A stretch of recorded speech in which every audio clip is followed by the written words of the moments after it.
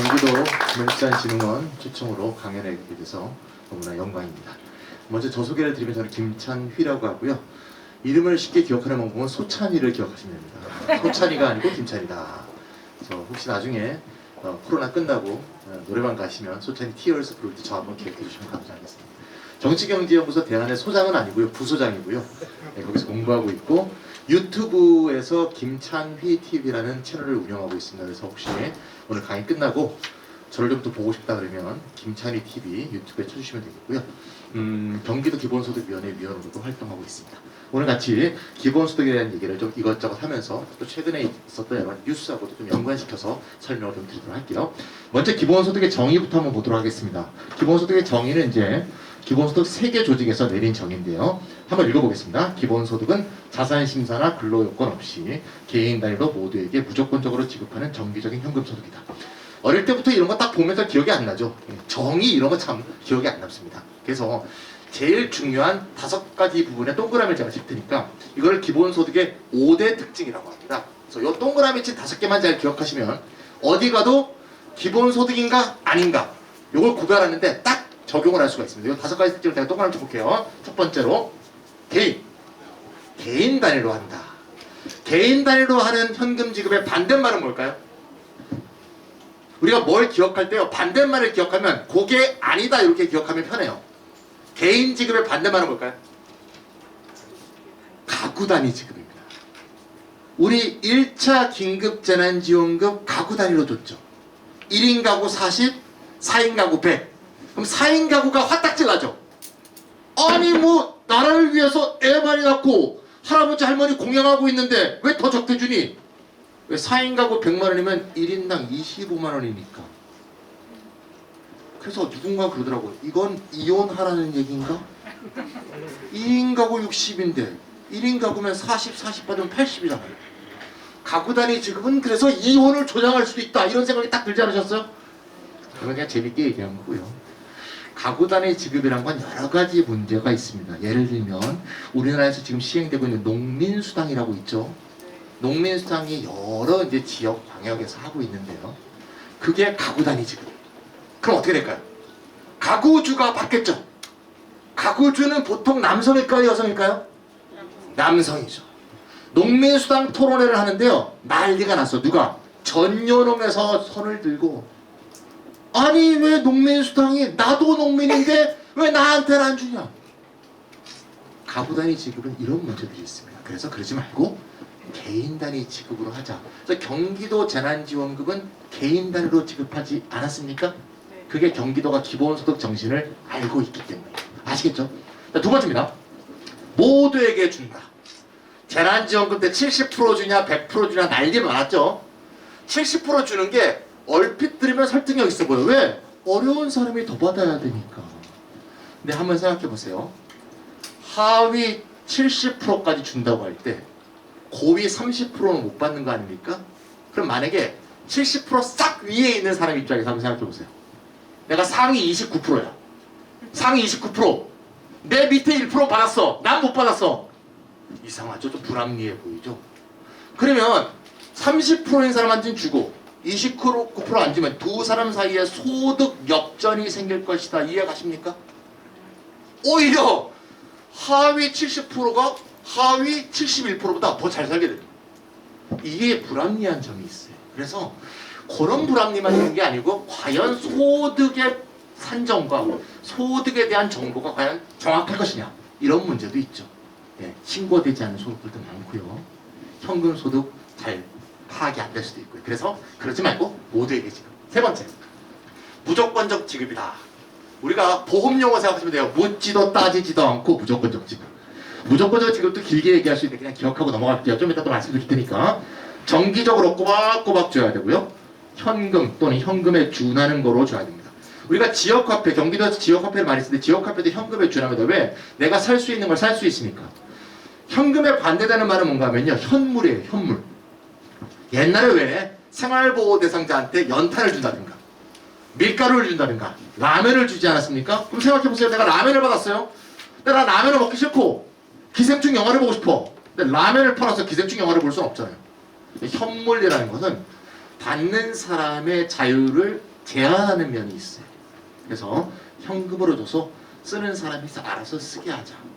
보통 현금으로 주게 되면 반대가 이런 게 있어요. 야, 현금 주면 말이야 술이나 먹지 않겠어? 그렇게 반대하는 사람은 술 안 먹는가 난 묻고 싶어. 그 사람도 술 먹잖아요. 사실 술이 나쁜 게 아니고 알코올 중독이 나쁜 거죠. 술집도 나쁜 게 아니죠. 술집도 엄연한 상거래 동사는 정확한 업주고 중요한 우리 사회에서 중요한 경제 역할을 하는 거예요. 술집도 나쁜 게 아니에요. 알코올 중독이 나쁜 거죠. 알코올 중독이 현금 때문에 생기는 거냐 아니면 사회 문제이냐 이렇게 볼 때는 현금 때문에 알코올 중독이 생기는 건 아니죠. 사회 문제인 거죠. 오히려 알코올 중독이 현금 부족에서 생겼을지도 몰라요. 그러니까 돈 주면 술 먹는다 이런 생각은 굉장히 편견이다 이렇게 볼 수가 있습니다. 그러니까 저는 마스크를 벗어도 된다고 하네요. 네. 혹시 나중에 걸리시면 저 때문에 걸렸다고 얘기하시면 되겠습니다. 저는 안 걸릴 거니까 제가 사실 사람을 안 만나요. 최근에 어디 좀 전에 전화가 왔는데 일정이 잡으시려는데 뭐 부서장님 일정이 어떻게 됩니까? 제가 일정이 없습니다. 전부 요새 비대면이기 때문에 그래서 어디든지 할 수 있다. 5가지 기억해보세요. 개인 모두에게 무조건 정기현금. 요거를 말로 한번 만들어봤어요. 어떻게 만들냐면 모든 개인에게 한번 따라해볼까요? 모든 개인에게 그냥 현금을 꼬박꼬박. 현금도 돌려고 합시다. 다시 해볼게요. 모든 개인에게 꼬박꼬박 현금을 강이 무조건입니다. 그렇게 기억하면 그게 기본소득입니다. 여기서 질문. 이 기본소득의 5대 특징을 구현하고 있는 한국의 현금 지급 복지 정책이 한 개 있습니다. 딱 한 개. 국가정책이에요. 맞춰보세요. 뭘까요? 이미 여기 계신 분 아셔? 네. 답 나왔습니다. 아동수당. 야, 농수산 진흥원 수준이 장난이 아니네. 아동수당입니다. 아동수당은 이 5개 요건을 다 충족하고 있습니다. 몇 살까지 주죠? 만 7세까지 주고 있습니다. 원래 만 6세였다가 작년에 7세까지 올라갔어요. 만 7세까지 아동이 우리 집에 3명 있으면 3명 받는 거고요. 1명 있으면 1명 받는 거예요. 왜? 개인 지급이니까. 정기적으로 매달 꼬박꼬박 10만 원씩 줍니다. 오늘 아침에 민주당 이낙연 대표가 아동수당을 18세까지 연장하자 오늘 기자회견에서 발표했습니다. 오늘 신문 보셨나요? 그러니까 오늘 딱 핫 이슈야 이게. 다음 여기서 질문. 그럼 아동수당을 18세까지 연장했다고 볼 때 이거하고 기본소득의 결정적 차이가 뭘까요? 자, 유럽 얘기를 들어볼게요. 유럽은요 아동수당, 노령연금은 기본이에요. 다 줘요. 유럽에서 18세까지 아동수당을 안 주는 나라가 없어요. 네덜란드는 25세까지 주고요. 직장을 못 구하면 32세까지 줘요. 야, 32세가 아동이야? 제 생각엔 아동 같아요 요새. 좀 만나서 보면 아동 같아요. 어쨌든 간에 32세까지 주는데 그건 18세까지 왜 주느냐? 아직 노동 가능 인구가 아니라고 보는 거죠. 또 노인들은 왜 주죠? 더 이상 노동하기 어렵다고 봐서 주는 거죠. 우리나라의 노령연금의 이름이 뭡니까? 기초연금입니다. 원래 기초노령연금이라고 하다가 노령이라고 말이 빨렸죠. 이거 누가 처음 실시한 거죠? 어느 정부? 박근혜 정부. 박근혜 대통령이 후보일 때 65세 이상 모두에게 주겠다고 한 게 기초연금이에요. 근데 집권하고 나서 상위 30%는 안 주고 하위 70%만 주는 걸로 바뀌었죠. 가끔 현금 지급 얘기하면 특정한 정치적 견해하고 연관지어서 설명하는 잘못된 생각을 하시는 분들이 있어요. 그렇지 않아요. 박근혜 정부는 65세 이상 기초연금을 줬고요. 문재인 정부는 아동수당을 준 거예요. 그러니까 현금 지급을 갖고 이거는 보수냐 진보냐 이렇게 따지면 안 돼. 그냥 나라만 생각하시면 돼요. 나라, 사람 이렇게 생각하면 되지. 이거에 정치적 생각을 넣을 필요가 없어요. 전혀 관계없는 겁니다. 그럼 한번 생각해보세요. 유럽의 모든 나라는 18세까지 청년수당을 다 주고 아동수당을 주고 65세 이상은 다 노인수당을 줘요. 그거를 우리나라도 하면 좋겠죠. 그럼 기본소득은 이거하고 어떤 차이가 있을까요? 기본소득은 바로 이거예요. 18세부터 65세까지를 어떻게 할 것인가.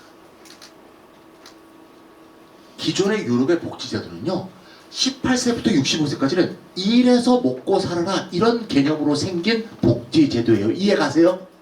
왜냐? 옛날에는요 충분에 양질의 일자리가 있었거든요. 그것도 더 중요한 건 남자 혼자 돈을 벌면 먹고 살았어요. 이걸 어려운 말로 남성 생계 부양자 모델이라고 그래요. 뭔가 좀 더 있어 보이죠? 남성 생계 부양자 모델. 한 집에서 남자 혼자 벌면 먹고 살았다 이 말이에요. 지금은 어때요? 남자 혼자 못 살 뿐만 아니라 남녀 다 띄워도 살기가 힘들어. 이게 어떻게 된 거야? 즉 아동수당 노령연금 정도로 충분하다는 이 구상은 과거 1980년 이전에 황금기 유럽 시대 때 생긴 사고라고요. 그러고 흘러버린 4년이 흘린 이 시점에서는 이게 지금 작동하지 않기 때문에 유럽에서도 기본소득 논의가 되는 거예요. 이제 정리하시겠죠? 기본소득은 일을 할 수 없거나 일을 하지 못하는 그 나이 때뿐이 아니라 모든 연령대의 사람이 다 소득과 생활과 권리 자체가 흔들리고 있다는 이 지금 사회 정세에서 맞는 전 모든 사람에 대한 사회 구상이다. 이렇게 이해하시면 되겠어요. 그러니까 오늘 이낙연 대표가 발표한 분은 전일적인 생각, 더 진전된 생각인 건 맞는데요. 뭐 대단한 생각은 아닙니다. 이미 유럽은 1940년대부터 하던 일이 우리나라는 복지후진국이다 보니까 못하는 거죠. 좀 더 전진된 생각을 가져가기 위해서 제가 오늘 이 자리에 섰습니다. 자, 좀 이해가셨죠? 처음부터 벌써 말이 심화된 얘기를 한 것 같아요. 근데 좀 쉬운 얘기 해볼게요. 기본소득을 지지하는 사람은 누군데? 저죠. 근데 저보다 더 유명한 사람이 굉장히 많습니다. 구글 같은 데 한번 검색해보면 유명한 사람만 해도 수백 명이 떠요. 미국에서 노벨 경제학상 탄 사람 중에 수십 명이 지지를 하고 있습니다. 노벨 경제학상 탄 사람은 여러분들이 모를 테니까 여러분의 아는 분만 몇 군데 한번 얼굴을 준비해 왔습니다. 자, 요 분들입니다. 마틴 루터킹 목사. 네, 흑인 인권운동가. 네, 이분이 말년에는 뭘 하셨냐면요. 기본소득 운동과 주거권 운동을 하셨어요. 총 맞아서 돌아가셨죠? 흑인 인권운동 하다가 총 맞으신 게 아니에요. 기본소득 주거권 운동을 하다가 돌아가셨어요. 이분의 구상이 뭔가 하면요. 이 두 개의 운동을 갖고 전국을 돌아서 지지자를 다 모아서 지지 대열이 점점 커지겠죠. 전부 모아서 워싱턴 의사당 앞에서 텐트 치고 주거권 요구하는 게 목표였어요. 남부 돌다가 돌아가셨어요. 기관 단총에 맞았죠. 야, 무섭죠 약간. 그만큼 중요한 말씀을 하셨다는 거예요. 그래서 이 마틴 루터킹 꼭 기억하셔야 됩니다. 두 번째, 20세기 제일 위대한 철학자 한 명만 되라. 이 사람입니다. 읽어본 적은 없지만 이름은 안다. 우리가 이름 뭡니까? 버트랜드 러셀. 들어는 보셨나요? 하하, 장학퀴즈 공부를 안 해보셨구나. 안 봤어도 이거 딱딱 여기서 저는 장학퀴즈 나갔었거든요. 예. 저런 거 딱딱 나옵니다. 하여튼 행복의 정복 이런 거 쓰셨죠? 네. 그 다음에 20세기 최고의 물리학자 스티븐 호킹. 제가 일부러 각 분야의 최고 한 명씩을 갖다 붙였습니다. 시대 정신이라는 얘기죠. 최근 사람들 3명만 들어보겠습니다. 마크 주커버크, 우리가 매일 하고 있는 거죠. 페이스북 창시자. 요새는 우주선을 막 쏘아 올리고 있죠. 네, 그렇다고 한번 화성 식민지에서 살아볼 것 같습니다. 여기 젊으신 분들 다. 네, 일론 머스크, 테슬라의 CEO입니다. 그 다음에 프란치스코 교황께서 최근에 기본소득에 대한 강력한 지지를 하는 책까지 쓰셨습니다. 그래서 카톨릭 신자들이 기본소득 지지가 굉장히 많이 늘었습니다. 프란치스코 교황 얘기는 맨 끝에 다시 한번 말씀드리겠습니다. 기본소득은 이제 낯선 사상도 아니고요. 저같이 무명이 주장하는 것도 아니고 모든 사람들이 다 주장하는 그런 것이 되었습니다. 자, 다음 얘기 넘어갈게요. 기본소득의 아까 5대 특징 중에서 제일 중요한 게 뭐냐? 하나만 들어라. 5개 특징 중에서. 그러면 무조건성입니다. 묻지도 따지지도 않고. 다른 거하고 한번 비교해보세요. 기초생활수급자의 경우에는 소득과 자산이 굉장히 어떤 기준 이하여야지 받을 수 있습니다. 소득자산 심사를 하죠. 실업급여 같은 거는 이전에 실업보험을 들었어야 되고요. 고용보험을 들었어야 되고 적극적인 구직 의사를 밝히고 구직 활동을 해야지 받습니다. 우리나라에 또 뭐가 있죠? EITC, 근로장려금 같은 거는 전해 노동으로 인한 소득이 있어야 됩니다. 이런 다 조건들이 있어요. 제가 동사무소 주민센터에 가서 직원하고 얘기해보면 어떤 복지제도가 몇 개 있는지 직원도 잘 몰라요. 하도 복잡해서 뭐 물어보면 그때부터 쳐다봅니다. 이러면 어떤 일이 생길까요? 받아야 될 사람은 실제로 못 받고 요것만 노려서 장사하는 분들이 생깁니다. 그런 문제겠죠. 최근에도 중소기업 지원금을 중간에서 소개시켜주고 중간에서 돈 뜯어가는 브로커들 신문 보셨어요? 중소기업이 지금 너무 어렵잖아요. 근데 중소기업이 정부 지원금을 받아야 되는데 어떻게 받아야 되는지 뭘 해야 되는지 모르거든요. 이 정보의 비대칭성, 이게 좀 심각한 문제거든요. 그러니까 브로커들이 찾아와서 이렇게 저희가 세팅을 해드릴 테니까 그럼 어떻게 하는지 알아요? 대신 이 보험을 들어주세요. 또 보험회사가 또 연결돼 있어. 그래서 제가 신문기사를 봤더니 그렇게 해서 정책지원금 100을 따면요 그 브로커한테 70을 뜯긴대요. 이야, 이러면 안 되겠죠. 그러니까 정보가 없어도 그냥 전달되는 게 굉장히 중요합니다. 여기까지 다 인정이 돼도 마지막에 드는 것은 여기 계신 분들이나 지금 유튜브 계시는 모든 분들이 열심히 일하시는 분들이기 때문에 지금도 열심히 일하고 계시지 않습니까? 이런 질문을 할 수밖에 없어. 아니 당신 말 다 맞는데 맞아 맞는데 그래도 약간 껄쩍지근해. 왜? 근데 왜 일을 안 했는데 돈을 주지?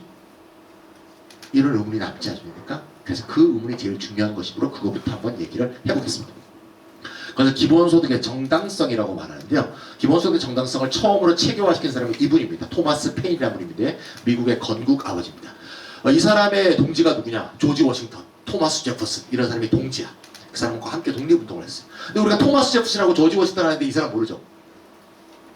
왜냐? 이 사람은 대통령을 못했어. 이 사람이 왜 대통령을 못했을까? 좀 심하게 말하면 기본소득 지지자라서 그래요. 한번 봅시다. 이 사람이 왜 대통령이 못됐는가 하는 이유를 이 사람의 말을 통해서 한번 생각해 봅시다. 18세기에 이런 얘기니까 지금이면은 굉장히 설득력이 있지만 18세기에는 정말 시대를 앞서간 사람이었어요. 200년을 앞서간 거 아닙니까? 한번 봅시다. 땅은 자연 상태에서 인류 공동의 재산이다. 땅이 경작되어 개인 소유가 되는 건 개선된 가치 땅 그 자체는 아니다. 따라서 땅 소유자는 그 땅의 기초들을 공동체에 비추고 해야 된다. 참 귀에 안 들어오네요. 그래서 제가 여기 있는 거죠. 이런 얘기예요. 저를 한번 보시면 돼요. 이런 얘기예요. 네가 열심히 땅을 경작해서 뭘 소출을 얻어갖고 돈을 벌었어. 누가 잘했니? 아유 네가 잘했어. 아이고 열심히 일한 네가 잘했어. 이 얘기예요. 그거를 부정하자는 게 아니야. 일 열심히 하는 사람을 최고지 그게. 네. 그런데 한번 내가 의문을 던지고 싶어. 근데 네가 거기서 일하기 전부터 원래 땅은 있었잖아. 그 땅은 누가 만들었니? 이렇게 묻는 거예요. 네가 열심히 일해서 생긴 결과는 네 건데 그 원래 땅은 누가 만든 거냐고. 네가 안 만들었잖아. 그럼 누구 땅이지? 아무 땅도 아니죠. 원래는 인류 모두의 땅을 소유권 제도에 의해서 내가 잠시 점유했다. 이런 얘기잖아요. 그러면 네가 열심히 일한 결과는 네가 없겠지만 인류 모두의 공통유산인 땅을 잠시 점령했다가 쓴 사용료는 내야 되는 거 아니겠니? 이 말이죠. 그 사용료를 이 사람이 그라운드 렌트라고 한 거예요. 바닥 렌트죠. 우리 바닥 권리금이 있듯이 바닥 렌트. 누구한테 내야 되냐? 인류에게 내야 되니까 어떤 개인한테 줘야 될 것이라고 표현하기는 어려우므로 요렇게 낸 것을 어떻게 내냐? 토마스 페인은 어떻게 내라고 하냐면 상속세로 내라고 했어요. 꼭 그렇게 하라는 건 아니에요. 쟤는 토마스 페인의 주장이 그렇다는 거야. 그래서 잘 썼으면 쓸 때 잘 누리고 행복하고 부유하게 살다가 갈 때 그냥 반환하고 가거라. 상속세 100% 주장했어요. 그럼 그걸 다 걷어서 그 재원을 갖고 그 땅을 누리지 못한 모든 사람에게 기본소득으로 나눠주자. 이해 가시죠? 이게 지금은 참 설득력이 있어요. 우리나라는 특히 불로소득과 이 토지 투기와 이 땅값, 우리나라 GDP의 4배예요. 땅 자산 가격이 GDP의 4배. 우리 거 다 팔면 미국 땅도 막 사. 이게 좀. 근데 이때만 해도 생각해보세요. 토마스 제퍼슨이 볼 때 이런 주장을 들으면 저 자식이 저거 이상한 자식인데? 왜? 토마스 제퍼슨은요 버지니아 주 땅이 다 지 거예요. 워싱턴 집에만 노예가 수백 명이었다 그러죠. 아니 같이 독립운동했는데 저 보니까 저놈은 너무 서민 편인데? 내 편은 아닌 것 같아. 그러면서 막판에 말년에는 독립운동 동지로부터 따돌림 당했어. 하지만 200년 지나고 보니까 저 사람이야말로 선각자였구나 이걸 깨닫게 된 거죠. 그래서 1986년 기본소득 유럽 네트워크 생긴 이후로는 제일 많이 이동되는 사람입니다. 이해가셨죠? 그래서 이런 땅 같은 걸 뭐라고 하냐면 자연적 공통부라고 합니다. 자연적 공통부 또는 자연적 공유부. 자연이 갖고 있는 공통부다. 이런 생각에 기초해서 석유도 누가 만들었어? 공룡 시체 아니에요. 공룡은 없잖아요. 공룡한테 야 네 시체니까 네가 받아라 이렇게 할 수가 없잖아. 그럼 석유, 지하자원도 전부 공통부죠. 그런 생각에 기초해서 알래스카의 주지사가 석유에서 나온 수익의 4분의 1을 알래스카 주민 모두에게 주는 기본소득을 40년째 하고 있습니다. 이게 석유는 자연적 공유부다. 자연적 공통부다라는 생각이 있는 건데. 자, 지금까지 제가 정말 무슨 말씀드렸죠? 자연적 공통부가 기본소득을 받을 수 있는 근거다라고 말씀드렸습니까? 그럼 자연만 있는 게 아니겠죠? 좀 넘어볼게요. 어우, 천재가 한 분 나왔습니다. 이 사람 이름은 아이작 뉴턴. 아이작 뉴턴이 무슨 우리 역학법칙 1법칙, 2법칙, 3법칙 고등학교 때 봤다 기억이 나요. 관성의 법칙, 뭐 작용, 반작용 뭐 이런 거. 저는 가끔 꿈을 꾸는데요. 여러 가지 꿈 중에서 꾸는 꿈 중에 이런 꿈이 있어요. 제가 기본소득 운동을 너무 몇 년 동안 열심히 하다 보니까 아이작 뉴턴이 자기가 만든 열역학 법칙에 저작권을 딱 준 거야. 내가 만든 법칙이니까 쓸 때마다 사용료네. 저작권이야 이씨. 이랬으면 아마 인류 진보가 없었겠죠. 근데 다행히 과학자 중에서 저작권 주장한 사람이 한 명도 없었죠. 그래서 과학자들이 너무 좋아. 그래서 이렇게 훌륭한 과학자한테 누가 물었어요. 아니 뉴턴 씨, 영어로 물었겠죠 물론. 어떻게 그렇게 위대한 발견을 하셨습니까? 뉴턴이 뭐라고 대답했냐. 중세 때부터 내왔던 유명한 이 말을 인용해서 얘기했어요. 한번 같이 볼까요? 내가 더 멀리 볼 수 있었다면 그거는 거장들의 어깨 위에 서서 봤기 때문이다. 내가 위대한 걸 했다고 할 때 내가 위대한 걸 여기서부터 여기까지 다 한 게 아니고 내 앞에 거장들이 여기까지 다 한 거고 난 여기 살짝 올라서니까 보이대. 내가 더한 거는 인류가 쌓아온 것에 한 움큼 더한 거다. 모든 지식이란 것은 인류 전체의 공통부에 약간 더하는 거다. 이런 얘기를 하신 거예요. 그러니까 지식이라는 게 근본적으로 내가 그 지식을 창안했다고 해서 내가 다 먹는 게 아니라 내가 빚지고 있는 인류에게 일부 돌려줄 몫이 있다는 거죠. 이거를 지적인 공통부 또는 무슨 역사적 공통부라고 합니다. 이해가셨죠? 자, 그럼 이제 인공적 공통부로 한번 넘어볼게요. 야, 그 유명한 구글 번역입니다. 저는 졸릴 때 여기 일하시는 분 중에서 졸린 분 계시죠? 안 계신가요? 용서해드려요. 예, 일하다가 졸리거든요. 저 심심할 때 많이 하는 것 중에 하나가 구글 번역해보는 거. 구글 번역이란 건 정말 구글의 대단한 발명이죠. 뭡니까? 어떻게 저런 생각을 했을까? 이거 누구가 잘한 걸까? 구글이 잘한 거죠. 저 아이디어를 생각해내고 그래서 저 알고리즘을 짜고 저 개발을 해서 저 서비스 운영하는 비용들 이거 전부 구글이 먹어야 돼. 왜 구글이 잘한 거니까. 아니 인간의 창의성을 부정하는 게 아니에요. 기본소득. 그건 잘한 거다. 구글이 잘한 거야. 그런데 구글이 이런 생각을 한 거는 구글께 맞는다. 근데 구글이 이 번역 서비스를 하기 위해서 번역가가 몇 명 있느냐? 구글 번역팀에 번역가가 한 명도 없답니다. 그럼 어떻게 번역하고 있냐? 이때까지 인류가 번역해놓은 문서를 활용해서 그거를 원재료로 해서 번역을 하는 거예요. 그러면 인류가 이때까지 번역한 거를 공짜로 쓰고 있는 거네? 맞습니다.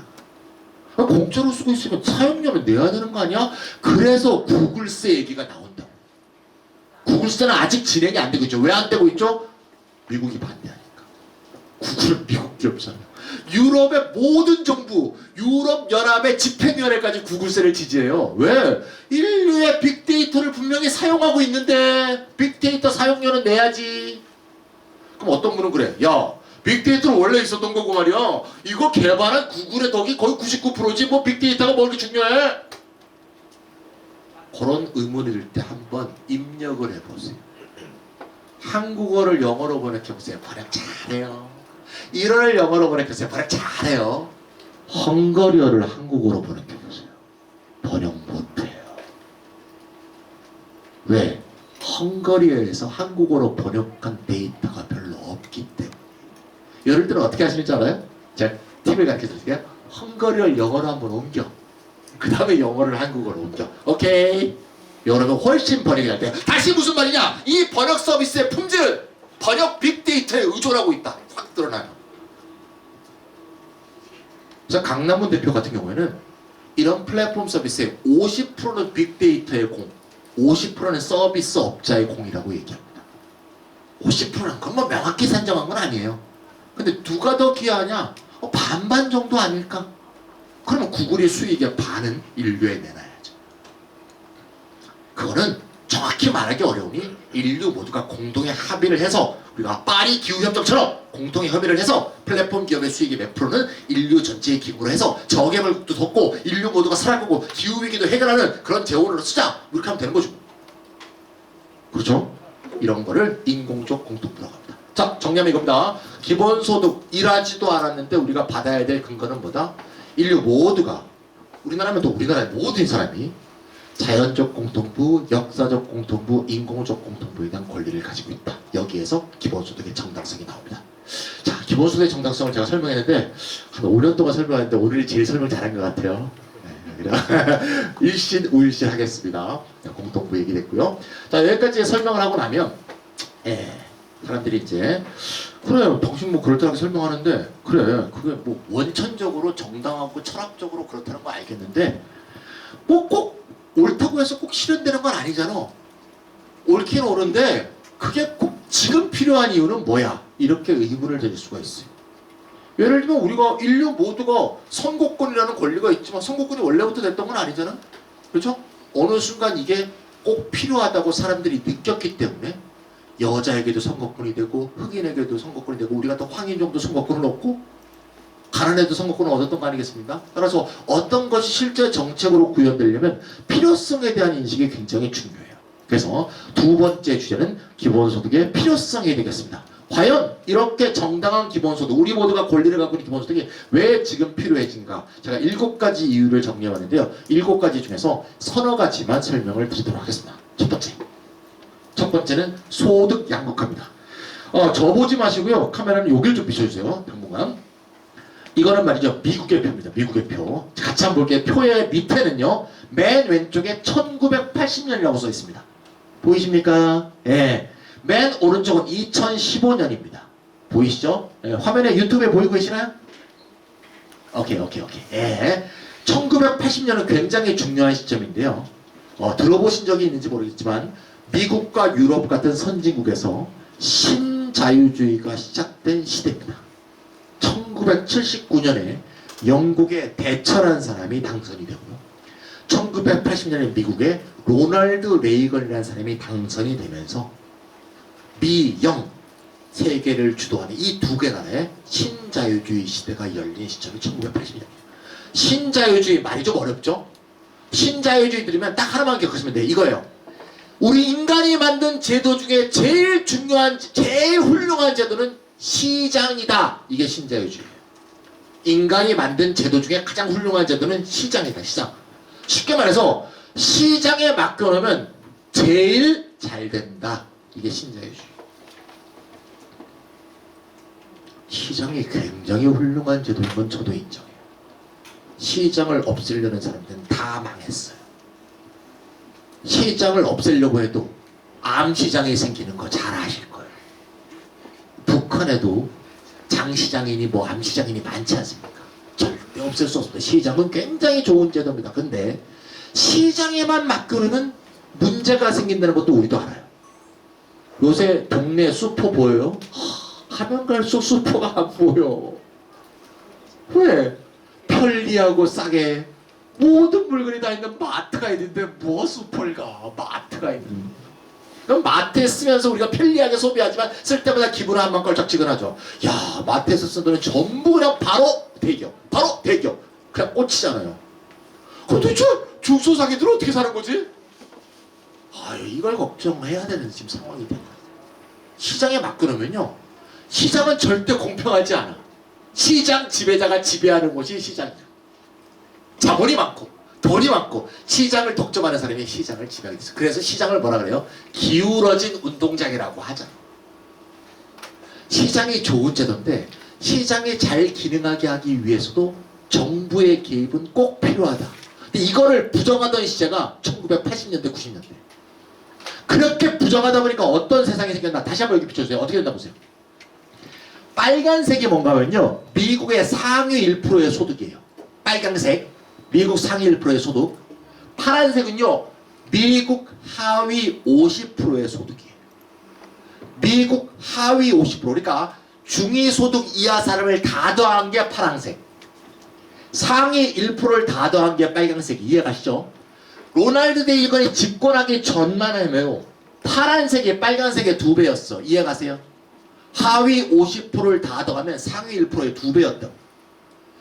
때는 바야흐로 신자유주의 35년 했더니 그래프가 어떻게 바뀐지 보이세요? 빨간색이 파란색의 2배가 됐어요.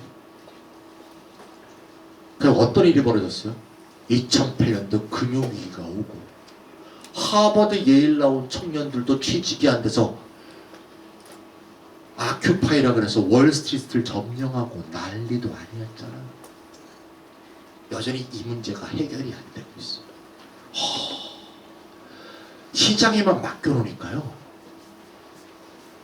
있는 놈은 더 먹고 없는 사람은 더 가난해지더라 이거야. 정부가 기능을 안 하니까. 무슨 말인지 알겠죠? 당시 로널드 레이건 부시 정권 때 정부가 기능을 하긴 했는데 제일 많이 한 게 뭐냐? 국방 분야야, 국방 분야. 테러와의 전쟁하고 뭐 악의 축과 전쟁을 하고 거기에는 정부가 돈을 진짜 많이 썼어요. 그래서 정부의 부채가 엄청나게 늘었는데요, 국민을 위해서 쓴 게 아니라 국방을 위해서 썼어요. 좋은 결과 하나는 얻었죠. 소련이 망했죠. 그래서 근데 그거 말고는 업적이 하나도 없어요. 이런 문제가 있단 말이야. 자, 미국 얘기하니까 한국이 좀 궁금하지 않습니까? 우리 한국인이니까 한국 가봅시다. 짜짜잔. 자, 한국 상위 10%의 소득. 여기 좀 비춰주세요. 한국은 1% 아니고 10%부터 먼저 볼게요. 10%. 여러분들 살았던 시기 같습니다. 1995년. 우리나라는 IMF 위기가 언제 왔죠? 97년입니다. IMF 위기 오기 전 2년 전인 95년에 상위 10%의 소득이 29%였어요. 기억하실지 모르겠지만요, 한국은요 90년대 제일 살기 좋았던 것 같아요. 그때 X세대 시절인데요, 그때 한번 TV 화면 보세요. 와, 그래 길거리 지나가는 사람들의 옷이 화려해요. 90년대 때 다 어렸을 때 기억나시죠? 그때 놀기도 좋았고 뭐가 살기 좋았어. 80년대 3조 호황으로 성장했던 한국 자본주의가 결실을 맺고 있었다니까 90년대예요. 90년대는 소득 불평등도 상대적으로 적었고요, 나름대로 살만했고요. 그러다 보니까 서태지가 난 알아요 하면서 나온 거야. Smells like Teen Spirit, 널바나 듣고 말이야.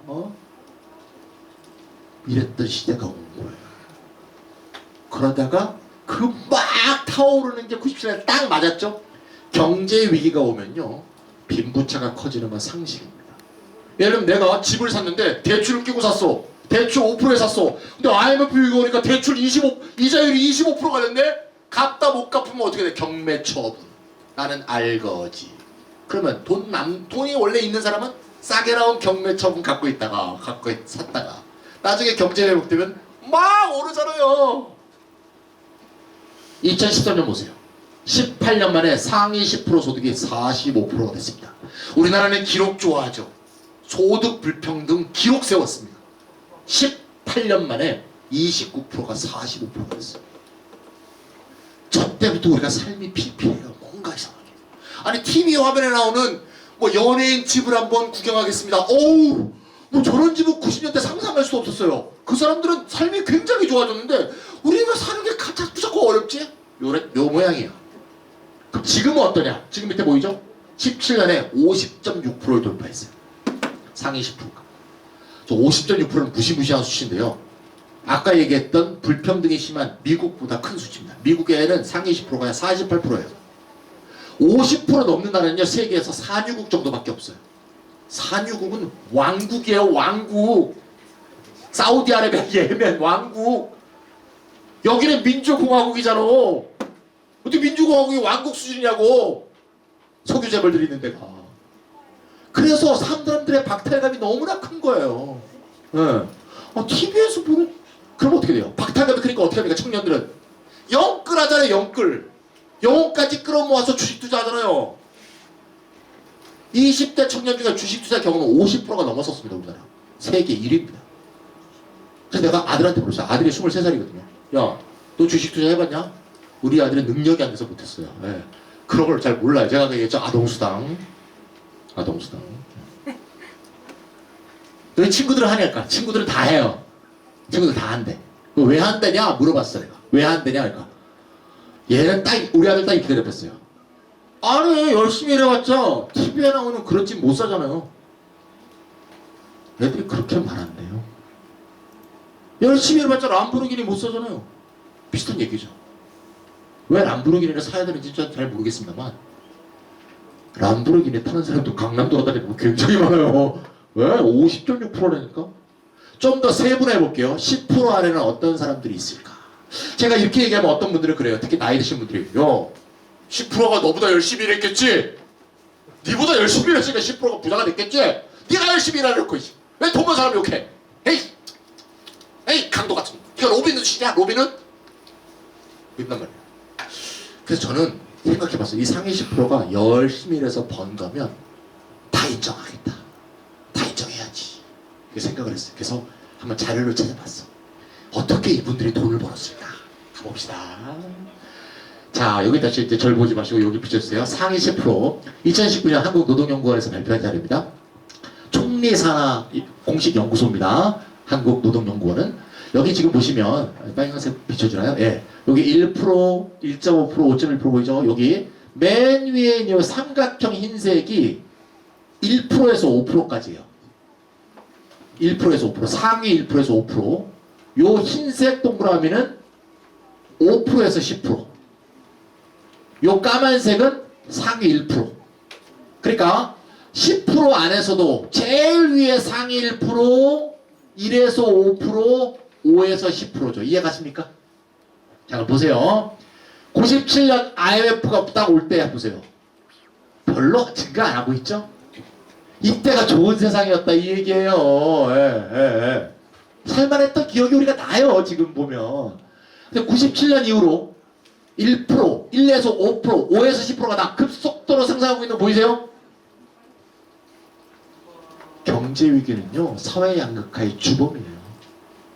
절대 경제 위기는 오면 안 됩니다. 그래서 파국은 원하면 안 돼. 가끔 술 먹다 보면 에이씨 이 세상 망해버렸으면 좋겠어. 아니면 망하면 우리가 더 죽어. 안 돼. 안 돼.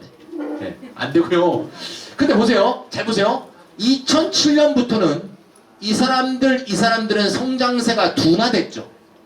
성장 안 하는 건 아니지만 둔화됐는데 이 친구들은 여전히 맹렬히 상승하고 있습니다. 누가요? 상위 1%. 이해가세요?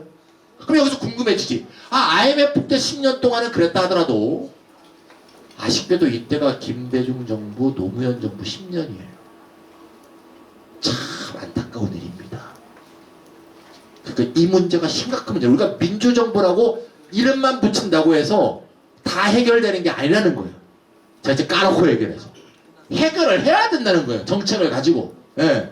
이 10년이 지난 다음에 그 이후 이명박 정부, 박근혜 정부를 계속되면서 얘네는 뭐가 계속 올라가고 있냐? 이 1%에 대해서 의문이 생기네요. 가봅시다. 뭘까? 짜잔. 최상위 1%만 맞췄습니다. 최상위 1%. 최상위 1% 속을 봤더니 엄청나게 증가한 요게 있더라요. 요거 뭐야? 요거. 빼레비. 금융소득. 금융소득은 쉽게 말해서 배당소득, 이자소득이 되겠어요. 여러분들 매일매일 CU에 가서 우유 하나 사시고 CU 가서 아이스크림 하나 싸드시죠? CU가 지난 5년 동안 배당한 것만 수백억이에요. 누구한테? 거기 사업주인 홍무식이 분하고 그분의 와이프와 그분의 아들 3대 대주주한테 배당한 것만 400몇 억이에요. CU가 돈 많이 벌었네요. CU가 돈 번 거야 우리가 뭐라고 할 수는 없는데 그들의 주요 수입원이 근로소득이 아니고 배당소득이란 건 우리가 알아야겠다. 여러분들 CEO가 근로소득이 있냐? 있죠. CEO 월급, CEO 보너스는 다 근로소득이에요. CEO 월급이 연봉이 수십억에서 수백억까지입니다. 수억인 사람도 있고. 그거 제껴놓고도 주로 배당소득이래요. 자, 그 임금도 증가했잖아요. 임금도 증가했는데 이거 증가세를 따라갈 수 없다. 그럼 금융소득이라는 결국 뭡니까? 배당소득 어디서 나와요? 주식이 많아야지. 주식이 뭐야? 뭉칫돈이죠. 이자. 여러분들 이자 소득 많으세요? 저 마이너스 통장인데 뭔 이자 소득이 있어? 저 없지. 마통인데 마통. 이자 소득 역시 뭉칫돈에서. 다시 말하자면 뭉칫돈이 돈을 낳는 거예요. 이게 돈이 돈을 낳는 거죠. 절대 근로소득이 아니고요. 자산소득이랍니다. 이거 어려운 말로. 자산소득이 소득 불평등의 원인이라는 게 드러난다. 그러면 내가 열심히 일해서 제가 그 대기업이 어떻게 자기 지분을 키우는가 이 얘기 말씀 안 드리겠습니다. 시간도 없으니까. 돈이 돈을 낳고 있다면 내가 열심히 일해서 너보다 더 부자가 됐다. 이거는 이론적으로 통계적으로 성립되지 않는다. 아시겠죠? 그래서 이 문제에 대해서 이 문제 바로 이러한 불평등이 크다고 느끼기 때문에 다들 기본소득에 대한 관심이 늘고 있다. 이렇게 볼 수 있습니다. 이해가셨죠? 넘어갈게요. 자, 이거 좀 어려운 얘기라서 넘어가고요. 요거 한번 볼게요. 세계 주요 기업 시가총액 순위. 시가총액이란 건 주식의 시장 가격을 전부 더한 거예요. 그게 사실 기업의 가치를 말해주죠. 최근에 기업의 가치를 수익이라든가 자산액이라든가보다는 시가총액으로 보는 게 펀드 기준이 됐어요. 왜냐하면 금융자본이 그만큼 중요해졌다는 거죠. 아까도 금융소득이 많이 늘어나잖아요. 시가총액 1위가 누굴까? 2020년 8월 8일 기준입니다. 누가 1위일까요? 세계 시가총액 1위. 맞춰봅시다. 이거 재밌잖아요. 짠짜란 1위! 누굴까요? 자, 마음속에 생각하셨죠? 짠! 애플입니다. 나스닥에 상장된 애플이 시가총액이 2259조 한국 도로로 환산했습니다. 한국의 주식을 사면 동학개미라고 하고 외국의 주식을 사면 서학개미라고 하는 건 아시죠? 그래서 애플 서학개미들이 생기는 겁니다. 돈을 묻어두면 언젠가 오르겠지. 그럴 것 같아요. 묻어둘 돈이 있다. 근데 빚져갖고는 절대 투자하고 보시면 안 됩니다. 진짜 안 됩니다. 빚도 안 돼요. 목돈 있으면 하세요. 저는 뭐 목돈도 없고 있더라도 하지 않겠지만 2위는 누굴까요? 2위 따드라 짠! 마이크로소프트. 마소가 우리가 말해 마이크로소프트 그러면 나 윈도우즈 공짜로 쓰는데 저기 뭐 오피스 공짜로 쓰는데 이미 마소가 그 업체가 아니에요. 그거 팔아서 돈 버는 업체가 아닙니다. 유명한 게임 회사는 마소가 다 샀어요. EA 스포츠 이런 거 다. 네. 창업 기업들 생겨요. 그럼 걔네들 돈이 쪼달리잖아요. 사는 거야. 다 사. 마이크로소프트 빌 게이츠의 원래 상식은 뭘 다 만드냐 사면 되지. 이게 빌 게이츠의 상식이에요. 빌 게이츠는 윈도우즈도 샀어요. 도스도 샀고요. 다 삽니다. 걔는. 정말 돈이 돈을 먹는 마이크로소프트 잘 보이죠. 3위네요. 2위가 없었는데 2위. 2위는 작년에 상장한 아람코라고요. 사우디아라비아 석유 회사입니다. 유일하게 플랫폼 회사가 아니기 때문에 뺐어요. 아람코라고 아메리카 뭐 석유 회사예요. 아메리카 스탠더드 회사인가? 4위는 아마존. 다 아는 회사죠. 5위 구글. 네. 지주회사 이름은 알파벳이죠. 6위 페이스북. 2위 석유 기업을 뺀 1위부터 6위까지가 전부 다 이 뭐 물건을 만드는 회사가 아니죠. 빅데이터를 활용해서 돈을 버는 플랫폼 회사라고도 할 수 있어요. 7위 알리바바, 8위 텐센트. 중국의 양대 플랫폼 기업입니다. 알리바바 아시죠? 텐센트도 아시죠? 예. 그래서 1위부터 8위까지 중에서 7개 기업이 전부 플랫폼 기업이고 뭘 만드는 회사가 아니라는 걸 알 수 있어요. 그러니까 세계의 흐름을 알 수 있어요. 그래서 이 데이터에 대한 문제, 빅데이터 활용 기업인 플랫폼 기업의 수익에 어떻게 여기에 기본소득의 재원을 만들 것인가, 이게 굉장히 중요한 문제죠. 그래서 경기도지사께서도 이 빅데이터 배당과 데이터 배당에 대해서 계속 말씀하신 걸로 알고 있습니다. 그래서 굉장히 중대한 문제다라는 것을 말해주고 있습니다.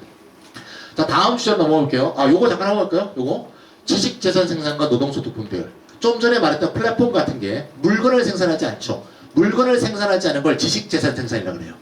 좀 말이 어렵네요. Intellectual Property Product. Intellectual Property Product. 그래서 IPP라고 그래요. 어렵다. 지식재산 생산. 물건을 만들지 않는 생산. KDI 보고서가 제 2년 전에 나왔어요. 한번 볼게요. 이거 볼게요. 기계 등 전통적 유형 자본이 1% 증가하면 법인 노동소득 분배는 0.13% 상승하지만 지식 자본이 1% 증가하면 노동소득 분배는 0.01% 하락한다. 제조업이 성장하면 노동소득 분배율이 늘어나는데 지식 자본이 늘어나면 노동소득 분배율이 더 감소한다. 이해 가시죠? 지식 자본, 플랫폼 자본이 점점 커질수록 임금으로 들어오는 돈은 점점 줄어든다는 거예요. 그러니까 다른 식의 배당이 필요해진다. 그래서 KDI는 굉장히 친기업적인 연구소예요. 그런데도 이 KDI가 뭐라고 했냐면 사후적이고 간접적인 정책을 통해 자본소득과 노동소득의 격차를 보완하는 것이 바람직하다. 이 사후적이고 간접적인 정책이 여러 가지가 있겠지만 대표적인 게 뭐다? 바로 기본소득이다.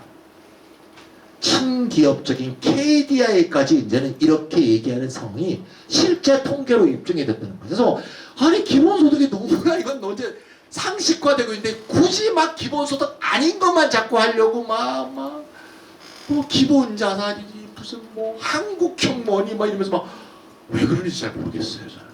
왜 그러는지는 스스로 한번 생각해 보시고요. 다음 주로 넘어갈게요. 지역화폐 재밌나요?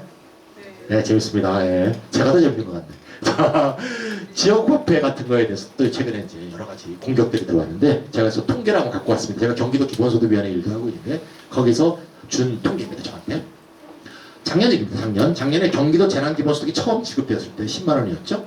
그때 카드 사용액을 봤더니 카드 사용이 작년 대비 97% 머물러 있다가 고전도 비슷했죠. 경기도 재난지원수였더니 딱 소비가 증가하더라 이런 얘기죠. 그 다음에 정부의 긴급재난지원금이 투입된 요 시점 5월 시점에서는 120%를 넘어가더라. 소비 진작 효과가 분명히 있다는 거죠.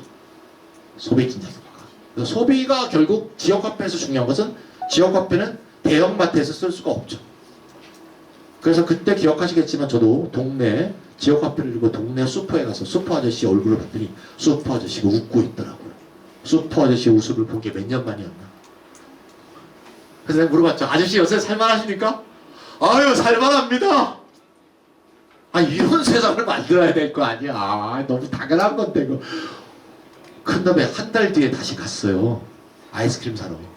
아저씨 팔이 잡고 계시다고요. 팔이 힘없는 팔. 팔이 잡히지도 않아요. 팔에도 힘이 있어야 잡히지. 아저씨 요새는 어때요? 그러니까 뭘 물어! 이렇게 잡혔어요. 뭘 물어! 지역화폐 다 쓴 거지. 그럼 아까 기본소득에 중요한 거 뭐랬죠? 정기성. 이게 조금의 돈이더라도 매달 나오면 그 슈퍼주인 매달 웃고 계실 거 아니야. 팔이 안 잡고. 상식이잖아 상식. 그래서 대동맥을 죽이자는 게 아니에요. 우리나라의 경제의 대동맥은 대기업이잖아요. 수출기업이고. 대동맥을 없애자는 게 아니라 실핏줄에 모세혈관에도 피를 좀 돌게 해서 전체의 순환 자체를 올바르게 하자. 이게 지역 경제를 살리는 기본소득의 구상이라고 볼 수 있겠습니다. 자, 이제 큰 얘기를 많이 했고요. 자, 조금 이제 깊은 얘기를 좀 해보겠습니다. 요거는 넘어가면서 요걸 볼게요. 사회보장과 기본소득. 그러면 이제 기본소득이 기존의 사회보장제도하고 뭐가 다르냐 이 얘기도 있고요. 조금 깊이 공부하신 분, 아까 아동수당 바로 대답하신 분 아마 기본소득 공부를 많이 하신 분 같은데, 저기 보면 기본소득 책도 갖고 계십니다. 모두의 몫을 모두에게라는 책을 갖고 계시네요. 모두의 몫을 모두에게라는 책이라고. 네. 제가 책 소개도 해드렸고요. 책 되게 어려워요. 근데 희망 공부하시려면 사면 좋겠습니다. 작년에 이런 논쟁이 있었죠. 전 국민 고용보험을 하는 게 낫다. 아니면 기본소득이 낫다. 이 논쟁을 했어요. 이건 길게 얘기할 지금 타임은 아닌데 오늘 제가 기본소득 강의는 한 10강의도 할 수 있습니다. 근데 오늘 이제 1시간 반 강의니까 전국민 고용보험과 기본소득 이 두 개는요 둘 다 필요한 거예요. 두 개 갖고 싸우시면 안 돼. 둘 다 필요한 거예요. 전국민 고용보험은 왜 필요하다 그러냐면 일을 하고 있는데 고용보험의 수혜자가 못 되는 사람이 너무 많거든요. 누굴까요? 자영업자, 플랫폼 노동자, 예술가 등등이겠죠. 농민도 포함되죠. 농민도 자영업자입니다. 왜냐하면 우리나라 고용보험은 임노동 관계에 있는 사람들만 가입이 되거든요. 임노동 관계가 뭐예요? 사업주가 임금을 주고 고용계약을 맺고 임금을 주는 관계가 임노동 관계죠. 그래서 고용보험 보험료 어떻게 내요? 고용보험료 회사가 몇 프로 똑같이, 노동자 몇 프로 이렇게 같이 내잖아요. 근데 내줄 회사가 없는 사람들, 소상인들, 그죠? 소경영자들, 농민들, 플랫폼 노동자들, 자유노동자들, 프리랜서들 다 고용보험 사각지대죠. 그게 어느 정도 되는지 추산도 잘 안 되는데요. 한 900만 명 정도 될 거라고 생각합니다. 그 사람들한테 고용보험 필요하죠. 실업에 대비해서. 그래서 해야 돼요. 그건 해야 되는데 기본소득은 이거하고 전혀 다른 거예요. 네. 고용보험의 목적은 뭐예요? 실업에 대비하는 거죠. 기본소득은 모두의 권리를 누리고 모든 국민에게 기본적인 생활을 보장하는 거기 때문에 달라요. 전국민 고용보험에서 틀린 게 딱 하나가 있는데요. 이름이 틀렸어요. 전국민 고용보험이란 말이 틀렸어요. 이거는 다분히 기본소득을 의식해서 일부러 이름을 틀리게 지었다고 생각하는데요. 그 지지하시는 분들이 전국민 고용보험은 뭔가 시장 노동에 종사하는, 시장 내에서 벌이를 하는 사람에 대한 해당하잖아요. 회사, 즉 다시 말하면 어려운 말로 하면 취업자에 해당하는 거예요. 전국민 고용보험이 아니고 이름 바꿉니다. 전 취업자 고용보험. 몇 명이냐? 2,700만이에요. 2,700만. 2,700만을 전국민이라고 하면 안 되지. 왜 헷갈리게 해? 그걸 전국민 하니까 전국민한테 고용보험 주는 게 맞아, 전국민한테 기본소득 맞는 거 아니야, 이렇게 보이잖아요. 그런 식으로 잘못된 논의구도를 펼치는 사람도 있어. 정확하게 이름 붙이고 둘 다 필요하다. 저는 그렇게 생각해요. 전 취업자 고용보험 2,700만. 그러면 취업자는 아닌데 집에서 가사노동에 동사하는 여자가 있어요. 예를 들면 그 가사노동 없으면요, 가족이 무너지고 지구가 무너지고요, 집안이 다 무너져요. 경제가 다 흔들리는 거야. 그걸 임금액으로 환산하면 뭐 100몇십만 원이다, 그렇게 얘기도 나오잖아요. 그럼 전업주부는 전국민 보험을 100번 해도 수혜자가 안 돼요. 그러면 그 주부가 에이 나 일 안 해, 주부 파업, 그러면 실업수당 나와? 안 나와요. 그 외에도 굉장히 많겠죠. 네. 청년은 말할 것도 없고. 따라서 전 취업자뿐이 아니라 전 국민을 커버할 수 있는 기본소득은 전 취업자 고용보험을 100번 해도 사라지지 않는다. 제가 지금 무슨 말씀을 드리냐면, 기본소득은 4대 보험과 절대 충돌하지 않는다는 말씀을 드리는 거예요. 4대 보험은 없애자고 주장하는 사람은 한 명도 없습니다. 기본소득 지지하는 사람들이. 4대 보험은 오히려 계속 지속하고 유지하고 강화해야죠. 4대 보험 봅시다. 국민연금, 건강보험, 고용보험, 산재보험 다 유지해야 돼요. 여러분들, 사회보험과 기본소득의 가장 큰 차이는 뭐냐? 사회보험은 보험료를 내어서 그걸 타는 거죠. 내가 타는 돈은요, 내가 낸 보험료예요. 정확하게 일치하는 건 아니지만, 왜? 기금에서 나오는 거니까. 그러니까 보험료를 내서 타는 보험은 계속 가야죠. 다 존재 이유가 있어요. 다 존재 이유가. 네. 국민연금? 노동력 상실에 대비하는 거잖아요. 노인과 장애에 대비하는 거죠. 건강보험도 가지고 고용보험, 산재보험도 가지고. 오히려 그 강화해야 됩니다. 저희는 이거를 좀 나중에 결국 없애야 된다고 봐요. 공공부조. 대표적인 게 국민기초생활보장제도인데요. 국민기초생활보장제도 문제점 많다는 거 잘 아시죠? 생계급여가 대표적인데요. 자산검사하고 소득검사하고 또 부양가족제도라고도 있죠. 그래서 부양의무자가 있는 가족이 돈을 벌게 되면 또 수혜자에서 박탈되고, 그래서 상당히 많은 사람이 사각지대가 큽니다. 그래서 생계급여보다 기본소득 액수가 더 커진다면, 지금 생계급여 최대액이 52만 7천 원인데요. 생계급여보다 기본소득이 커진다면 그 순간에는 생계급여를 폐지해야 된다고 봐요. 생계급여보다 기본소득 액수가 작을 때는요, 생계급여가 계속 존속하면서 액수를 줄여나가야겠죠. 네. 그래서 사회보험이 유지된다. 공공부전의 대체가 목표이다. 사회수당도 예를 들면 아동수당이나 기초연금 같이 연령에 기초한 것들은 기본소득이 되면 폐지할 수 있겠죠. 왜? 기본소득 안에 다 포괄되는 연령들이 되니까. 하지만 이런 건 다 존재하는 이유가 있어요. 그래서 이런 것들은 일부 존재하고 일부는 폐업하고 이렇게 되겠습니다. 마지막으로 사회 서비스는요, 다 돈이 아닙니다. 사회 서비스는 확대 강화해야 되고요. 사회 서비스와 역시 기본소득도 충돌하지 않습니다. 왜? 기본소득은 현금, 사회 서비스는 현물. 현물이라고 할 때는 물건과 서비스를 포함합니다. 즉 내가 선택할 수 없는 것들. 따라서 현대의 사회보장제도를 이 네 가지로 얘기해요. 사회보험, 공공부조, 공공부조는 가난한 사람 돕는 거, 사회수당은 특정한 목적을 갖고 있는 현금 지급, 사회서비스는 현물 지급. 이 네 개 중에서 없어져야 되는 것은 공공부조와 사회수당의 일부다. 절대 사회보험과 사회서비스는 폐지할 생각도 없고 함께 갈 것이다. 그럼 정리하면 기본소득이 생각하는 사회복지 구성은 사회보험을 확대 강화하고 사회서비스도 확대 강화하며 공공부조는 폐지하고 사회수당의 일부도 폐지하고 일부는 존속한 상태에서 기본소득을 이루는 게 기본소득의 목표다. 이렇게 볼 수가 있습니다. 자, 기본소득의 중요한 얘기들은 다 했고요. 필요성을 한번 7가지를 쭉 정리하면 이 중에서 한 서너 개 정도만 제가 얘기했습니다. 세습자본주의 시대. 세습자본주의 뭔지 알겠죠? 돈이 돈을 낳는 재벌의 2세, 재벌의 3세 이런 사람들 계속 세습하는 마치 왕조 세습처럼 이러한 시대의 소득 불평등을 완화하기 위해서. 두 번째, 플랫폼 조직 경제의 소득 분배 시스템이 필요하다. 아까 얘기했죠? 플랫폼이 확대될수록 노동소득 분배율이 떨어진다. 세 번째, 아까 우리 그래프 봤습니다. 소비 수요 확대를 통해서 경제 활성화한다. 코로나 시대에 했던 더욱더 중요하다. 자, 실업과 불안정 노동에 대한 소득 바닥이다. 설명 여러 번 하셨고 드렸고요. 전통적 사회복지제도를 개혁 보완해야 된다. 좀 전에 말씀드렸습니다. 그다음에 6번 4차 산업혁명에 대한 대비는 말씀 안 드렸고요. 실질적 자유와 사회정책 참여 보장 이거는 말 안 드려도 될 것 같아요. 그래서 6번만 잠깐 말씀을 드리려고 합니다. 이제 저를 좀 비춰주세요. 최근에 민주당의 띵크탱크죠. 더 미래연구소라고 있습니다. 더 미래연구소. 더 미래연구소 들어보셨나요? 소장은 금감원 원장을 하던 김기식 소장입니다. 김기식 소장이 실제로 발표를 하면서 더미래연구소가 중요한 보고서 2개를 냈어요. 보고서 내용이 여러 가지가 있는데요. 가장 핵심적 주장은 뭔가 하면 4차 산업혁명으로 인해서 일자리가 없어지기 때문에 기본소득이 필요하다고 얘기하는데 틀렸다. 왜?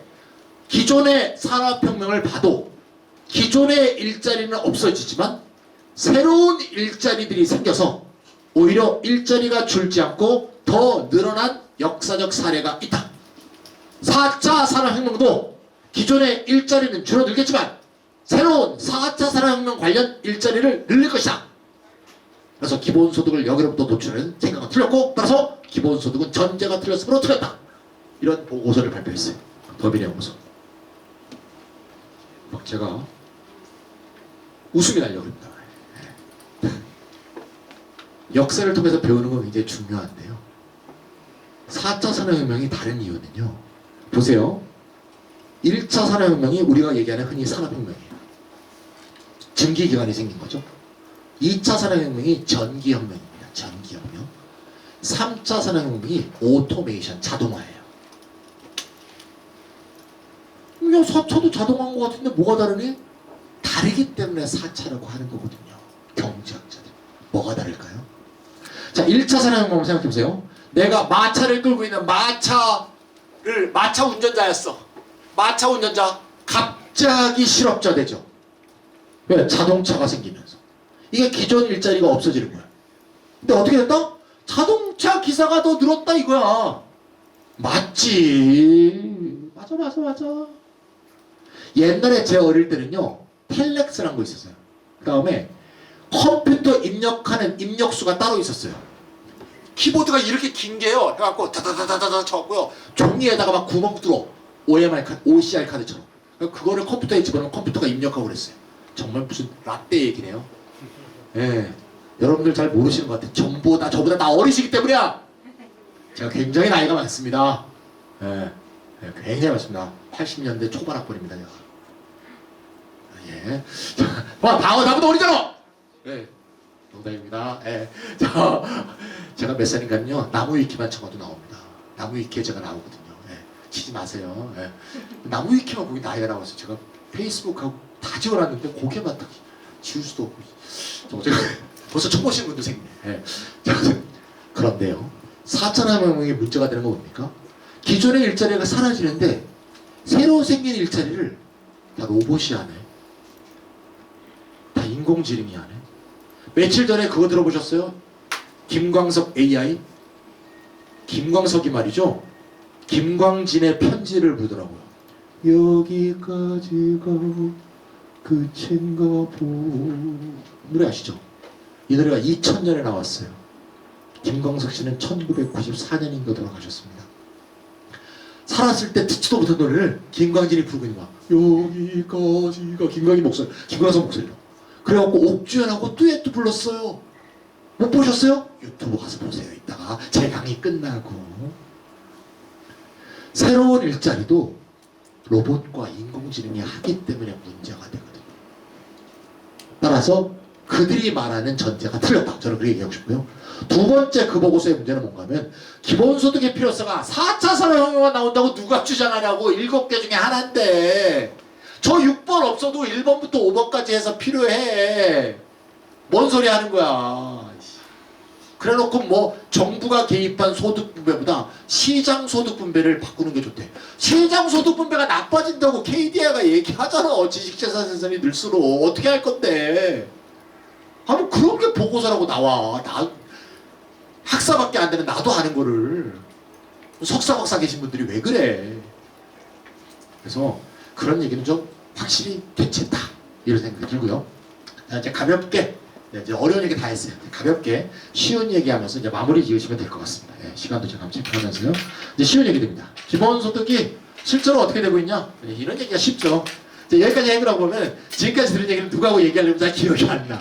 그리고 보통 반론을 하시는 분들이 신문에서 본 거 갖고 반론을 하거든요. 신문에서 본 건 이거잖아요. 신문에 누가 기본소득의 정당수 토마스 페인이 나와? 안 나와. 아무도 안 읽어. 이런 거 나오거든요. 그래서 이런 게 이제 중요해요. 이제부터 잘 이제 여러분들이 어디 가서 기본소득 옹호할 때 잘 쓸 수 있는, 써먹을 수 있는 여러 가지 핫한 얘기가 나올 수 있는 이슈들을 보겠습니다. 첫 번째, 알래스카. 알래스카 아까 말씀드렸죠? 한번 같이 볼까요? 석유가 발견됐는데 석유의 수익금에 석유에서 수익이 나온 걸 다 분배하지 않고요. 이 사람들 다 머리 썼어요. 수익이 나면요. 수익이 난 거에 4분의 1을 알래스카 퍼머넌트 펀드 영국기금에 투입을 해요. 펀드는 뭐 하는 건지 알죠? 돈을 모으셔서 투자하는 겁니다. 삼성에도 투자하고 대한민국 국민연금에도 투자하고 노르웨이 연기금에도 투자하고 뭐 아까 얘기했던 아람코도 투자하고 뭐 이렇게. 그래서 펀드 수익을 갖고 배분하는 거예요. 특이한 방법입니다.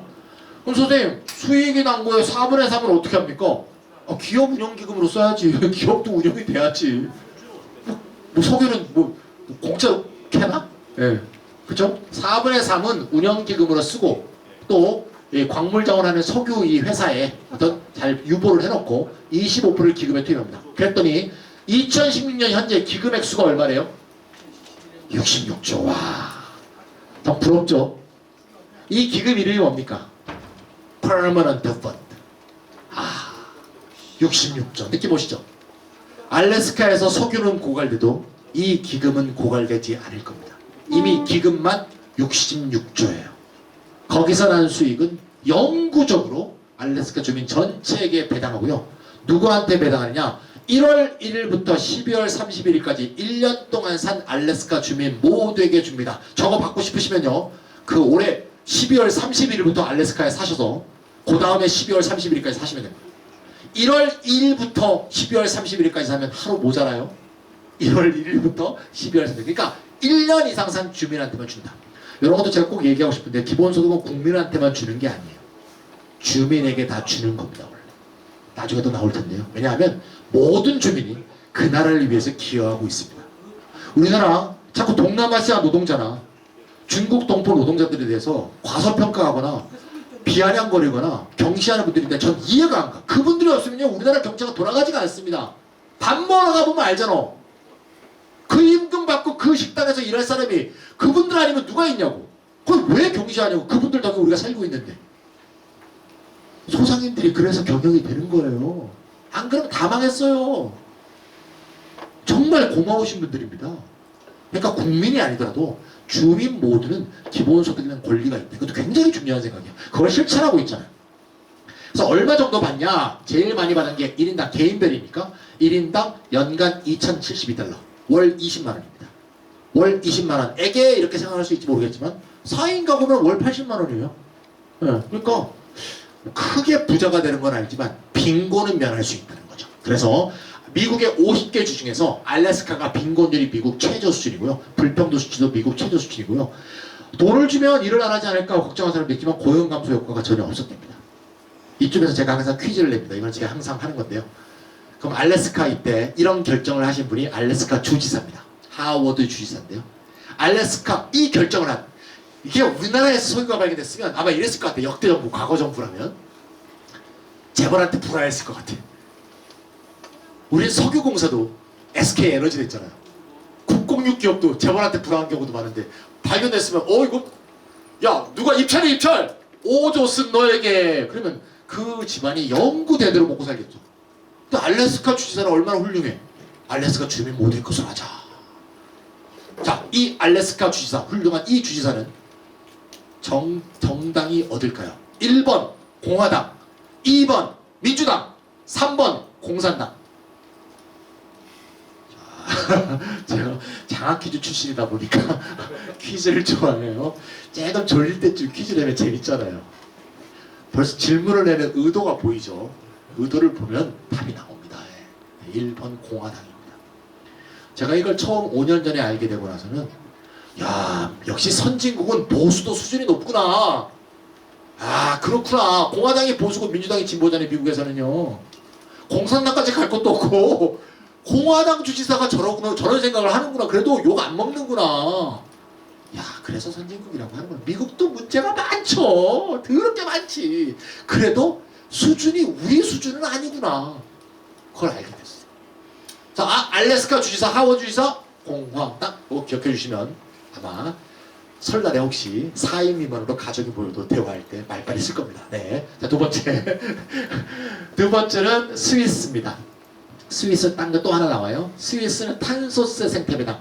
최근에 경기도지사 이재명 지사께서 탄소세 생태배당 얘기를 한번 기자회견에서 말씀하신 기억이 나는데요. 스위스가 이미 하고 있습니다. 한번 볼게요. 스위스는 2008년부터 난방용 화석연료의 CO2 분담금을 하고 있습니다. 그러니까 화석연료니까 석유, 석탄, LNG 같은 거죠. 이게 난방용으로 쓸 때 CO2 부담금을 부과합니다. 이게 탄소세입니다. CO2.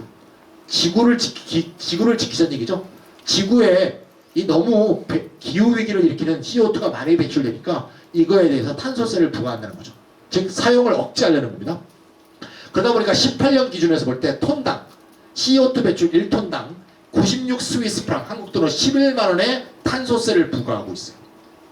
탄소세를 부과한다면 어떻게 하냐? 그거를 스위스에서 3개월 이상 산 모든 거주자, 아까 말씀드렸죠? 국민한테만 주는 게 아니에요. 3개월 이상 거주한 모든 사람한테 배당으로 줍니다. 생태배당. 그러니까 탄소세 생태배당으로 주어지는 기본소득이죠. 기본소득의 재원은 다양하니까 요거는 탄소세에서 오는 기본소득이 되겠습니다. 얼마 정도 주느냐? 현재 시점에서 1인당 3개월 이상 거주한 모든 사람한테 1인당 연간 96,000원을 줘요. 큰 돈은 아니죠. 연간 96,000원. 왜 돈도 아니네. 탄소세만 재원을 하고 있으니까 그렇고요. 요 탄소세도요. 자동차에는 부과하지 않고 난방용에만 부과해요. 그랬더니 놀라운 결과가 생겼어요. 28년이 지난 2018년에 봤더니 난방용 화석연료가 늘었어야 되는데 인구도 늘었는데 오히려 30%가 줄었습니다. 탄소세를 부과해서 생태배당을 한 게 지구의 기후위기를 해결하는데 30%나 도움이 되더라고요. 그에 반해서 자동차는요 103%가 됐어요. 탄소세를 부과하지 않았더니. 탄소세야말로 기후위기와 지구를 지키는데 좋은 방법이구나 걸 모두 깨달은 거예요. 이 탄소세는 말이죠 전 세계 30개 국가들이 부과하고 있습니다. 우리나라도 OECD에서 부과하지 않고 있는 맨 나라 중에 하나인데요. 스위스가 대단한 건요 탄소세가 굉장히 높아요. 굉장히 높고요. 그거를 탄소세를 해서 딴 데 쓰는 게 아니라 그냥 주민한테 나눠준다. 이 생태 배당을 해서 기본소득으로 나눠준다. 이게 굉장히 중요해요. 이게 왜 중요하냐? 여러분들 기억을 더듬어 보세요. 몇 년 전에 파리에서 대규모 폭동이 일어났습니다. 파리 무슨 시위? 무슨 조끼? 노란 조끼 시위. 자 이제 여기서 여러분들 머리가 버퍼링이 되고 있어 지금 버퍼링. 이제 원래 강의는 50분으로 끝내야 되는데 1시간 반이 넘어가고 있잖아요. 10분만 더 하고 끝낼게요. 왜냐면 한 10분 더 하면 끝나거든요 원래. 자 노란 조끼란 건 우리나라에 환경미화원들이 입는 딱 그 조끼예요. 우리는 녹색 조끼라고 하는데 미국, 유럽, 프랑스에서는 프랑스 말로 노랑 조끼 그래요. 노랑 조끼. 예. 안 재밌나요? 죄송합니다. 예. 자, 노랑조끼라고 합니다. 노랑조끼는요, 파리의 모든 운전자가 트렁크에 싣고 다녀야 돼요. 파리에서는요, 자동차가 유사시에 대비해서 쓸 때를 대비해서 그 조끼를 다 입게 돼 있어요. 그래서 다 그걸 휴대하고 다닙니다. 그 휴대에 있는 차에 있는 그 조끼를 다 입고 시위가 돼서 폭동으로 발전했어요. 왜? 당시 마크롱 정부가 유류세를 인상하려고 했어요. 유류세란 건 결국 탄소세입니다. 예, 석유에, LNG에, 기름에, 디젤류에 세금을 부과하려고 해서 폭동이 일어났어요. 여기서 궁금하죠? 프랑스는 폭동이 일어났는데 왜 스위스는 안 일어나냐? 아, 거긴 프랑스, 여긴 스위스니까 그렇게 얘기할 수도 있는데 중요한 게 이거예요. 탄소세를 부과하면 소비가 주니까 지구를 위해서는 좋아요.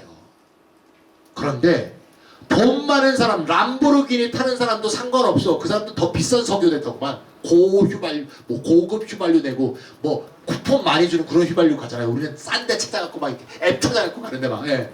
그런 사람도 상관없어요. 그런데 하루 벌어 하루 먹고 사는 가장 밑바닥 노동자들은 어떻게 했어요? 아니 갑자기 석유가 말이야 3만원, 30만원 되는 게 50만원인데 이씨 죽으라는 거냐 이씨. 폭동이죠. 그러니까 지구 살리려다가 사람 죽을 지경이야. 그래서요, 탄소세는 지구를 위해서 꼭 필요한 세금인데 많이 못 올려. 많이 올리면요 서민이 죽어요. 폭동이 나요. 근데 스위스는요 똑똑하잖아요. 거둔 탄소세를 다 나눠줘. 다시. 그럼 보세요. 내가 탄소세를 올려서 유류비가 얼마 증가했는데 나는 배당으로 받는 돈이 더 크네? 서민들이 보통 그렇겠죠. 그렇다면 탄소세 올리는 게 배당액도 늘겠군? 반대할 이유가 없는 거야. 유류를 많이 쓰는 고소비자들 탄소세 많이 내라 그래. 그래요. 이렇게 해서 소득 재분배도 이루어지는 거죠. 탄소 배당을 하면 할수록 탄소세를 늘릴 수가 있어요. 그래서 최근에 경기도도 이거에 관한 공론화를 했어요. 작년에 경기도에서 경기도 기본소득 공론화라고 해서 재작년에 1회를 했고요. 재작년 1회 할 땐 제가 강연을 했어요. 작년에 2회였는데 작년에 재밌게 했어요. 기본소득 재원을 3개로 나눠서 3명이 각각 발표를 했어요. 하나는 토지 보유세를 걷어서 토지 배당의 형태로 기본소득을 하는 거. 두 번째는 소득세를 더 걷어서 시민소득세로 기본소득을 주는 거. 세 번째는 탄소세를 걷어서 탄소 배당 형태로 기본소득을 주는 거. 실제로 기본소득 구상은 이 3개를 다 섞어서 주는 게 원래 목표입니다. 근데 각각의 요소인 3개를 갖고 3개 중에서 어느 게 가장 지지합니까? 어떻게 했냐면요. 경기도 기본소득 공론화는 참 재밌게 하는데요. 그냥 무작위로 추출해요. 그럼 뭐 보수적인 사람도 있고 진보적인 사람도 있고 중도파도 있고 기본소득 지지자도 있고 반대자도 있고 막 다양하게 있겠죠? 다 모아! 그리고 기본소득에 대한 찬성 반대론을 막 공부시켜. 다 막 토론을 해. 막 열띤 토론을 해요. 막 10명씩 팀을 짜서 저도 일할 때 가봤는데 와 놀랬어요. 와 이게 진짜 수기민주주의구나 나 이거 느꼈는데 그래놓고 들어가기 전에 처음 입소할 때 1박 2일이거든요. 처음 입소할 때 여론조사를 먼저 해. 끝난 다음에 또 조사해. 그랬더니 재밌는 거는 누가 1등 했을까요? 들어가기 전에는요 토지 보유세가 1등이었어요. 끝나고 날 때는요 탄소세 대비당이 1등이었어요. 처음 얼핏 들으면 아이 지금 기름값 올라가잖아. 다시 돌려준다고? 오 좋네. 이거야말로 소득 재분배와 기후 위기를 한번에 해결하는 정말 스마트 솔루션. 우와 지지자가 70%를 넘어섰어요. 놀랬어요. 경기도 농민들 진짜 대단하다 이런 생각이 들었어요. 경기도가 진짜 우리나라 인구 제일 많은 거 아시죠? 광역단체 중에 서울시보다 많습니다. 1300만입니다. 경기도가 한국에서 중요한 역할을 하는 도예요. 그래서 경기도민들이 진짜 아주 현명한 판단하는 게 이 대한민국의 향배하고 중요한 역할을 할 것 같습니다. 자, 세 번째. 스위스 기본소득. 요거 이제부터 이제 끝나가는데요. 이런 이제 다 얘기하면 그래 알았어 알았는데 야 스위스에서 반대했다는데 스위스에서는 야 300만원 준다 그러는데 반대했대더라. 스위스에서 300만원 주는 거에 대해서 찬반 투표를 한 적이 없습니다. 가짜 뉴스입니다. 없고요. 국민투표 내용을 기억하세요. 국민투표 내용이 이거예요. 조건 없는 기본소득 도입을 보장하기 위한 헌법 동그라미 헌법 개정을 요구. 성인에게 월 300만원을 준다. 아동에게 그것의 3분의 1을 준다는 내용은 국민투표안에 없다. 이거 기억하세요. 그럼 저 말은 어디서 나왔냐? 저 국민투표 추진하는 사람들한테 기자가 갖고 야 니는 얼마나 받았으면 좋겠냐니까 한 300만 원 줘야 되는 거 아니야? 개인 기자회견 때 얘기한 게 이게 와전돼서 우리나라 경제신문들에서 가짜뉴스로 쓰였습니다. 자, 국민투표 내용이 뭐라고요? 헌법 보이세요?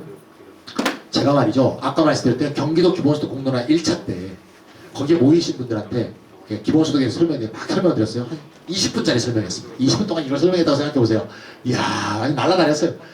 쫙 설명했더니 질문이 딱 들어왔어. 질문 내용이 뭔지 알아요? 야, 그 공론화에 참여하신 분들 다 수준이 장난이 아니야. 아니 당신 얘기 들어보니까 기본소득 좋은데 아니 내가 기본소득 좋아서 이 정부를 뽑았어. 근데 다음 선거에서 얘가 졌어. 그러면 좋은 정책인 기본소득이 하다가 중단될 거 아니겠소? 그거 어떻게 하오? 나도 이거. 그래서 내가 대물었어. 저기 도민 뭐라고? 내가 이상하다. 선생님 했다. 선생님 정부가 바뀌어도 정책이 안 바뀌려면 어떻게 됩니까? 정부가 바뀌어도 안 바뀌는 정책이 뭡니까? 헌법이죠 헌법. 아이고 답을 아시네. 헌법을 바꿔서 헌법 안에 기본소득을 넣자는 국민투표예요. 어마무시한 국민투표예요.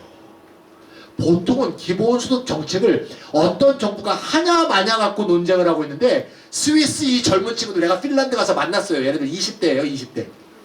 핀란드 2017년 기본소득 대회 가서 만났어요. 야 그래서 얘네들이 나는 국민투표가 적기 때문에 굉장히 실망했을 줄 알았어. 그래서 내가 물어보니까 야 우리는 리바이털라이즈드 됐어 이러더라고. 활력이 넘쳐. 왜 그러냐고 했더니 야 기본소득에 이름도 못 듣던 사람들이 23%나 지지했어. 그러면서 신이 났어요. 정부가 기본소득 정책 하냐 마냐가 아니고요. 어떤 정부가 돼도 바꿀 수가 없는 기본소득 헌법에다 넣자는 이게 스위스 역사상 최초의 기본소득 공론화예요. 정말 청년들은 대담하죠. 기본소득 공론화를 처음 하면서 했다 헌법에다 넣자 세게 부딪히는 거지 일부러. 그래서 23% 지지를 나온 게 기적이래요. 왜? 이 국민투표 하기 전에 지지율이 3%였어요. 기본소득 지지율이. 신났어요.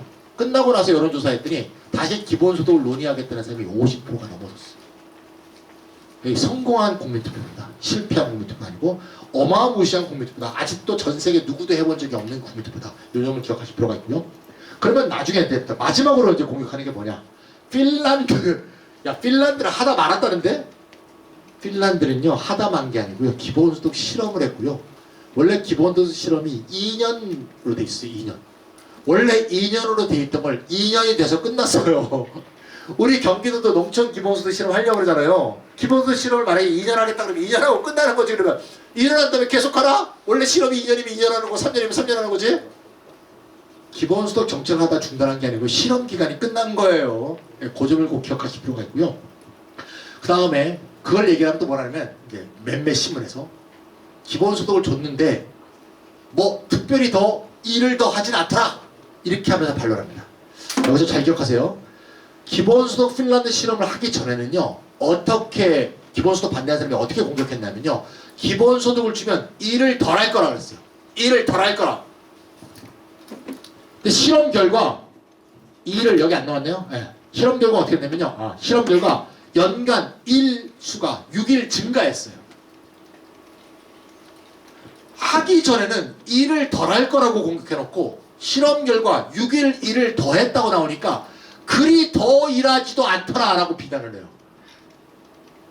일을 안 하게 될 거라며? 근데 일을 더 했다니까요.